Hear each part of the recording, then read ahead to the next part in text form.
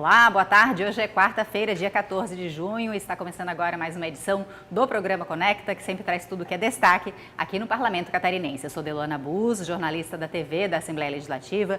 Aqui comigo está o meu colega Marcelo Espinosa, da Agência de Notícias do Parlamento. Boa tarde, Marcelo. Olá, Deluana. Saudação para quem nos acompanha pela TVA. Lembrando que você pode assistir ao Conecta ao vivo em sinal aberto na Grande Florianópolis e em Blumenau, ou ainda pelo nosso canal no YouTube. E lembrando também que o programa Conecta é transmitido pela rádio da UDESC, a Universidade do Estado de Santa Catarina, nas cidades de Florianópolis, Lages e Joinville.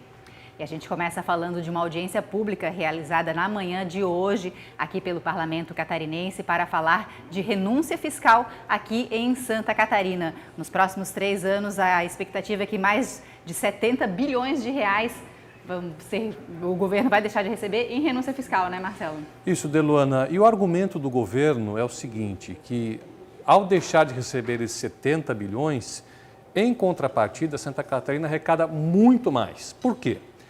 Com menos impostos, consegue atrair mais investimentos.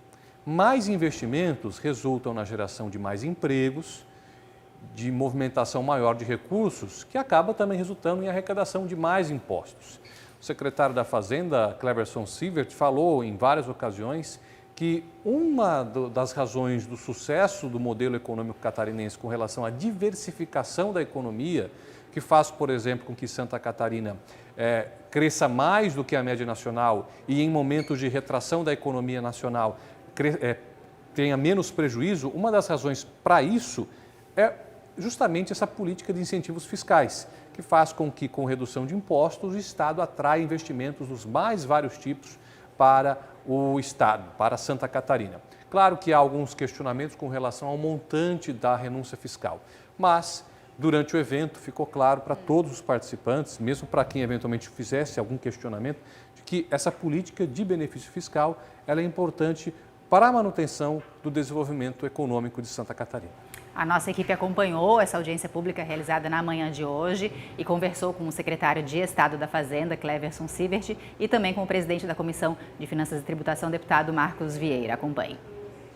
Benefícios fiscais são regimes tributários, que incentivam, que estimulam empreendedores, empresários a se instalar em regiões, em municípios e em estados do Brasil. Santa Catarina tem uma política bastante agressiva já há muitos anos relativamente a esse tema e por isso somos um estado absolutamente diversificado, com uma economia muito forte, muito diversificada, seja indústria, comércio, serviço, e é disso que a gente veio tratar aqui hoje. O governador Jorginho Mello, a Secretaria da Fazenda, todos nós acreditamos que esse tipo de política é a política que agrega valor, que gera emprego, que gera renda e que incentiva o desenvolvimento do estado de Santa Catarina. Eu acho que de forma muito transparente, muito objetiva, nós conseguimos mostrar isso à Casa Legislativa, ao setor produtivo e em conjunto vamos trabalhar para que a gente possa evoluir e melhorar cada vez mais nesse sentido. A intenção do governo é reduzir em torno de R$1 bilhão por ano, ou seja, 5% do montante. Já é um avanço. Vamos esperar os projetos de lei aportarem aqui na Assembleia Legislativa para que nós, deputados, possamos fazer o exame e depois discutir e aprovar ou não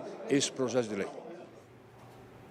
A reportagem completa sobre essa audiência pública realizada aqui pelo Parlamento você encontra na nossa agência de notícias www.alesc.sc.gov.br.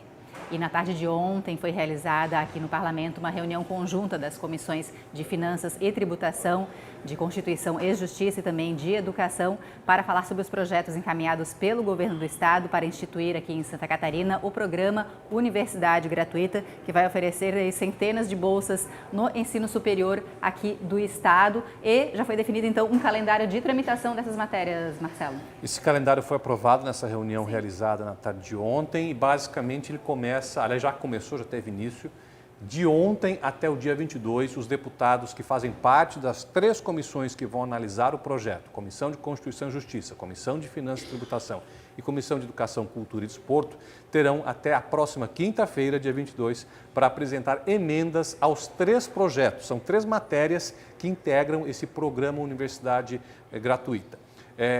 Até o dia 22, portanto, esse prazo de emendas. Antes, no dia 20, na próxima terça-feira, às 9h30 da manhã, acontecerá uma audiência pública sobre o programa aqui na Assembleia Legislativa.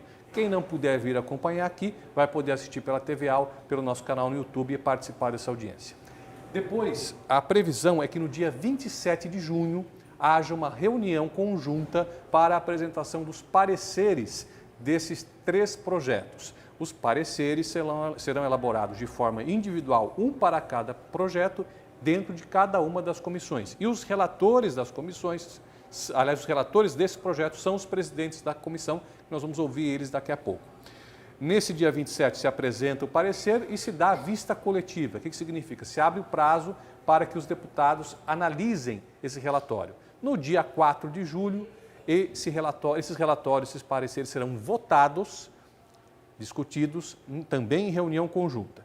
Se não houver nenhuma alteração que necessite de uma nova reanálise da CCJ nesses pareceres, então é provável que ele já esteja pronto para ser votado em plenário ou no dia 4 ou no dia 5 de julho, no caso, os 3 projetos.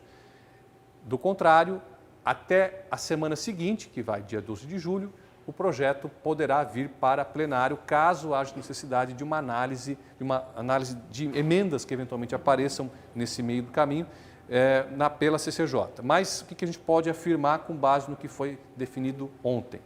Que o projeto será votado ainda na primeira quinzena de julho. Então, a gente segue acompanhando esse assunto e lembrando que a gente também acompanhou essa reunião conjunta realizada ontem e conversamos com o deputado Camilo Martins, do Podemos, que é o presidente da Comissão de Constituição e Justiça, também com o deputado Marcos Vieira, do PSDB, presidente da Comissão de Finanças e Tributação, e com a deputada Luciane Carminati, do Partido dos Trabalhadores, que é a presidente da Comissão de Educação aqui do Parlamento. Acompanhe. Trata-se de uma inovação do governador, que é dar para o cidadão catarinense a gratuidade no ensino superior, priorizando o sistema ACAF, que é um sistema comunitário, e tem também a questão que está aumentando a verba para as universidades privadas. A nossa intenção é não deixar sair recursos da educação, que já são escassos. Nós temos escolas precisando ser reformadas, nós temos uma série de outras situações, o ensino profissional que não está recebendo a devida atenção. Nós queremos fazer com que o governo do Estado destine recursos de outras fontes, não da educação. Eu acho que tem uma questão fundamental que é resguardar os 25% da educação, que é de responsabilidade do governo do Estado. E, portanto, quando o governo, neste ano, corta as bolsas de estudo do ensino médio, nós também precisamos colocar isso na mesa. Então, eu diria que é um tema que, com certeza, vai render muitas discussões. E também no dia de ontem a gente teve sessão aqui na Assembleia Legislativa com a análise e votação de alguns projetos durante a sessão realizada aqui no plenário. Inclusive, os deputados rejeitaram uma mensagem de veto encaminhada pelo governador, uma proposta que tinha sido aprovada pelo parlamento, encaminhada para o governo, mas acabou sendo vetada, e que falava sobre o imposto sobre veículos automotores, impostos cobrados sobre os automóveis. O que muda então, Marcelo, com essa derrubada desse veto do governo? Então, no ano passado a Assembleia havia aprovado um projeto do deputado Milton Obos, então deputado Milton Obos, que estabelecia um teto no reajuste do IPVA anual. Todo mundo tem carro, sabe que tem que pagar todo ano o IPVA. E esse reajuste, ele leva em consideração o valor da tabela FIPE. A tabela FIPE é uma tabela nacional que é utilizada como referência para a definição dos preços dos veículos. Então, o Estado aplica, em cima do valor da tabela FIPE, a alíquota de 2% que é cobrado sobre os veículos. Só que houve anos e há anos em que, quando há uma valorização muito grande dos modelos seminovos e usados, ela supera a inflação em uma quantidade enorme, uma porcentagem enorme, e isso impacta em um IPVA bem mais caro do que a inflação do ano anterior. O que acontece agora que esse projeto propôs? Ele propôs que seja estabelecida uma trava, ou seja, o reajuste do IPVA a cada ano só poderá ser no máximo a inflação do ano anterior. Como o governador Jorginho Mello havia vetado esse projeto, a Assembleia recebeu esse veto e analisou. E ontem, aqui no plenário, decidiu por rejeitá-lo. Com isso, o projeto retorna para o governador, que pode sancioná-lo e transformá-lo em lei, mas caso ele se silencie, a Assembleia a transformará em lei, a promulgará. Então, portanto, Deluana, para resumir tudo isso, a gente pode afirmar que vai entrar em vigor uma lei que vai determinar que o reajuste do IPVA não poderá superar a inflação anual, o IPCA anual. O que o governo que vetou essa matéria pode fazer agora, caso não concorde com isso? e ingressar no judiciário com uma ação direta de inconstitucionalidade ou simplesmente acatar essa decisão aqui da Assembleia. A nossa equipe conversou com o deputado Napoleão Bernardes, que foi quem fez o relatório a favor dessa derrubada de veto na Comissão de Constituição e Justiça. Acompanhe o que ele falou sobre essa votação de ontem. Esse veto foi derrubado para garantir justiça tributária e para respeitar o bolso do contribuinte catarinense. Para dar um exemplo bem claro e emblemático, em 2021, a inflação do Brasil já foi alta, 10%. E ainda assim, o IPVA em Santa Catarina aumentou 33%, um aumento abusivo. E esse projeto vem justamente corrigir esse tipo de distorção, para colocar uma trava, um limitador no poder de tributar do Estado, para que quando, nos anos em que o valor de mercado do veículo for superior à inflação, que valha a trava da inflação, que se imponha a trava da inflação, que coloque como teto do reajuste desse imposto a inflação.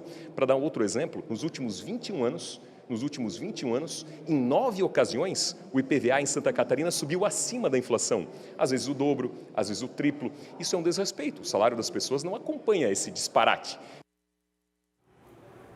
Lembrando que todas essas votações realizadas durante as sessões ordinárias aqui da Assembleia Legislativa são sempre transmitidas ao vivo e depois ficam disponíveis no nosso canal do YouTube, Assembleia SC. Agora a gente fala aqui sobre as redes sociais da Assembleia Legislativa. A nossa colega Mônica Duarte já está aqui com a gente. Boa tarde, Mônica. Tudo bom? Quais as novidades? Boa tarde, Delu. Boa tarde, Marcelo. E boa tarde a você que nos acompanha. Hoje o deputado na rede é o deputado Sérgio Mota. E o deputado traz em suas redes sociais algo muito bacana, que é a entrega da ambulância para o município de São José, que fica na Grande Florianópolis. Essa ambulância, que a gente sabe da importância dela para a saúde, foi advinda de uma emenda que o deputado destinou para a segurança pública no município. Então, R$300 mil foi o valor da emenda para aquisição dessa ambulância, e é muito bacana. Para você acompanhar o deputado Sérgio Mota e sua atuação dentro do parlamento, é só acessar suas redes sociais, que é @SérgioMota10SC em todas as redes. E, Delu, também um outro destaque das redes, aí agora sim da Assembleia Legislativa, é a respeito de um projeto de lei do deputado Napoleão Bernardes, que é um projeto que recebeu parecer agora pela aprovação na Comissão de Constituição e Justiça.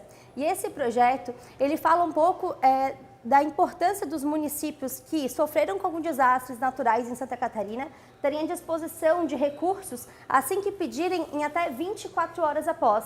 E é bem importante porque a gente sabe o quanto que os municípios aqui em Santa Catarina sofrem com desastres, principalmente nessa época de junho e julho. E se você quiser acompanhar outros destaques também da Assembleia Legislativa, é só nos seguir nas redes sociais em @AssembleiaSC. E por hoje é só. Ok, Mônica, trazendo as novidades das redes sociais, muito obrigada.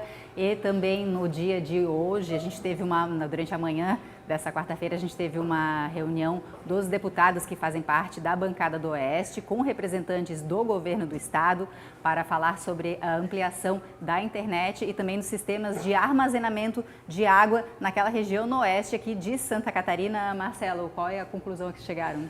Pois é, o secretário de Ciência e Tecnologia do Estado, Marcelo Ferti, afirmou aos deputados que existe um projeto para levar a internet ao meio rural. Seria um sistema aí de disponibilização de fibra ótica e antenas para o recebimento de sinal via satélite. Isso demandaria um investimento de R$80 milhões e ainda se busca qual vai ser a fonte de recurso para fazer esse financiamento. Existe a possibilidade de se obter um empréstimo perante o BRDE, que é o Banco Regional para o Desenvolvimento do Extremo Sul.